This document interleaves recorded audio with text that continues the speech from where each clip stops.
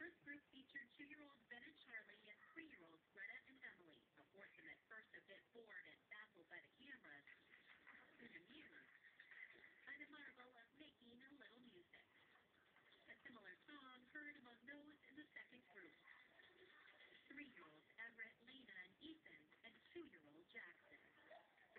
The encore heard even among the elders in the third group, 4-year-olds Alex and James, and 5-year-olds Abby and Jalen. And soon chiming in within every group, a chorus of calls for help.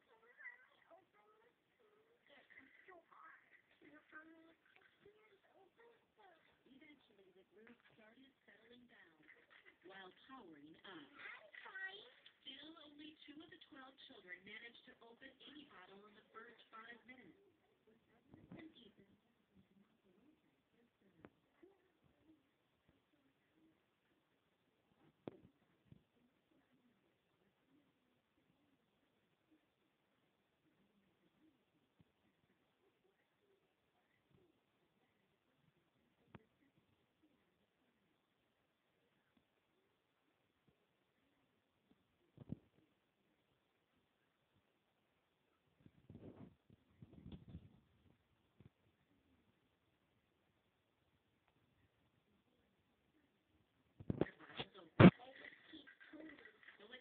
Left in the club for the final 4, it appeared the children would only break the code of the liquid lid.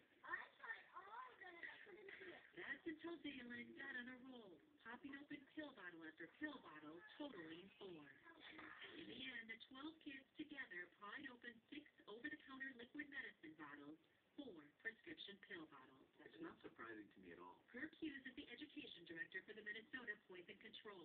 He says our trial, just like the calls fielded here every day, 22 months? Okay, and how much does she weigh? Prove a fundamental point about medicine bottles, one not always acknowledged by parents. We can't believe that these are childproof. They're child-resistant. They're meant to deter children for a period of time. Translation, children can pop open a pill or liquid medicine bottle with a little time and a little persistence. And Kirk says they do, all the time. At least every day there's some child who's access a child-resistant cap. I think this is a really good wake-up call. It's a call heard clearly. I'm so worried. By a mother in Mankato. It was really scary. It happened 7 months ago. She was 13 months old. On a day little Olivia Schultz will likely not remember, the one Megan, her mother, will never forget. She grabbed my purse, and the next thing I know, there were Adderall pills all over the floor. Taking advantage of an unwatched moment, Olivia discovered and swallowed her mother's medication, Adderall, a prescription amphetamine taken by adults struggling with ADHD. She's walking back and forth. She's moving things. Her pupils are huge. And I kept thinking, oh my gosh, is my baby going to go into like cardiac arrest? Megan and her husband bundled up those fears and their baby and rushed to the ER, where they discovered Olivia would survive. She just wouldn't sleep for days.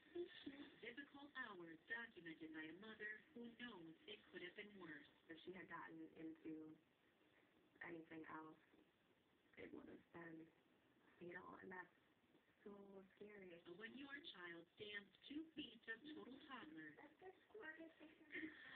perfect example, Megan knows misadventures can happen again and again, including while our cameras were rolling. It's saline spray.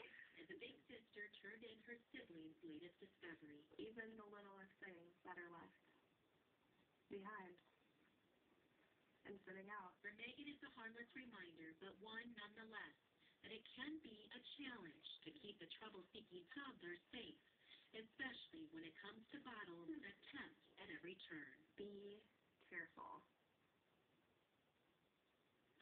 So how do you avoid that experience? Officials urge you to keep your medicine hidden and well out of reach of children, but they also say you should never take your medicine in front of your children. Kids watch your every move, whether you realize it or not, and they want to mimic their role models. Also, it is a good idea to keep the number to poison control handy and visible at all times in your home. That number is 1-800-222-1222. We will also have that number on care11.com as well. And I do want to mention regarding this trial, we did talk to officials at Minnesota Poison Control who gave us guidelines based on international testing standards.